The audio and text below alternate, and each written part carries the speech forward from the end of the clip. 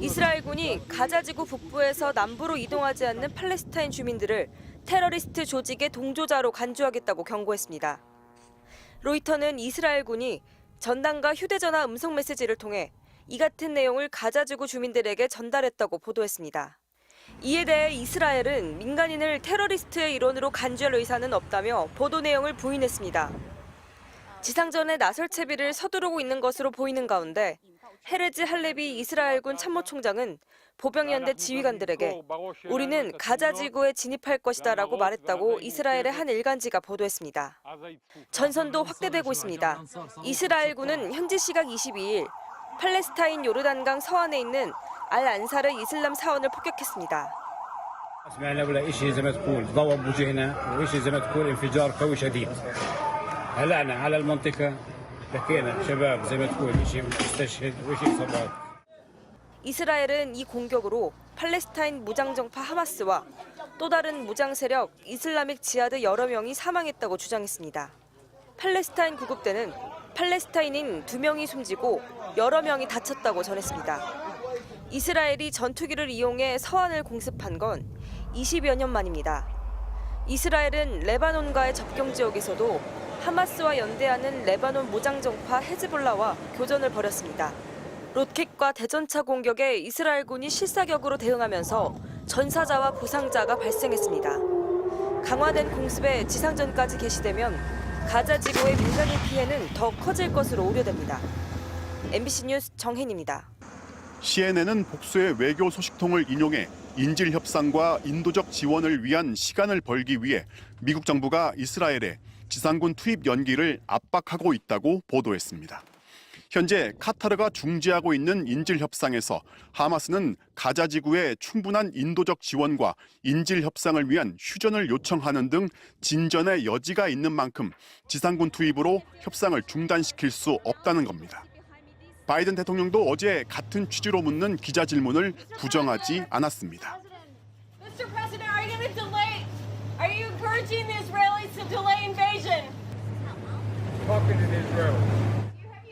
하루 전만 해도 지상전을 연기해야 하냐는 질문에 그렇다고 답했다가 백악관이 나서 말실수였다고 번복했는데 관련 보도는 계속 이어지고 있는 겁니다. 블링컨 국무장관은 방송에 나와 지상군 투입은 이스라엘이 결정할 문제이고 우리는 최선의 조언을 할 뿐이라면서 미국의 압박에 선을 그었습니다. 대신 하마스가 인도주의적 이유를 들어 미국인 모녀 인질 2명을 석방해 준 걸 언급하면서 추가 석방에 대한 기대감을 드러냈습니다. We don't know why Hamas chose to release Natalie and Judith first, and I use the word first advisedly because again, we're hopeful that more follow. 이와 별개로 하마스 조직원 시신에서 청산가리 분산장치 제조법이 담긴 컴퓨터용 저장 장치가 발견됐다는 보도가 나왔는데 이것만으로 하마스가 화학무기 사용을 위한 구체적인 작전을 세웠는지는 알 수 없다고 전했습니다. 워싱턴에서 MBC 뉴스 왕중명입니다. 어제 이집트 카이로에서는 주요국들이 모여서 이스라엘과 팔레스타인의 평화 해법을 논의했지만 별다른 성과 없이 회의를 마무리했는데요. 중동 현지 연결해 좀 더 자세히 알아보겠습니다. 자, 이유경 기자, 어제 회의 결과는 어떻게 평가할 수 있을까요? 네, 현지 시각으로 어제 낮 12시쯤 이집트 카이로에서 평화회의가 진행됐지만 아무런 성과를 내지 못한 채 마무리됐습니다. 평화로운 해법을 마련해야 한다는데 한 목소리를 내긴 했지만 구체적인 접근 방식에서는 이견이 있었는데요. 유럽 국가들은 평화로운 해법을 마련하는 것이 최우선이라고 주장했지만 아랍 국가들은 팔레스타인 지역 주민들의 안전과 인권을 보호할 수 있는 대책 마련이 시급하다며 맞섰습니다. 참석자 발언 들어보시죠. لن نقبل بالتهجير وسنبقى صامدين على أرضنا مهما كانت التحديات. 결국 이번 회의는 공동성명도 채택하지 못한 채 마무리됐습니다. 당사자인 이스라엘이 불참한 데다가 또 미국도 임시 대리대사를 참석시키는 데 그쳐 이스라엘의 방어권 문제를 다루는 데 한계가 있었던 것이 원인으로 분석되고 있습니다.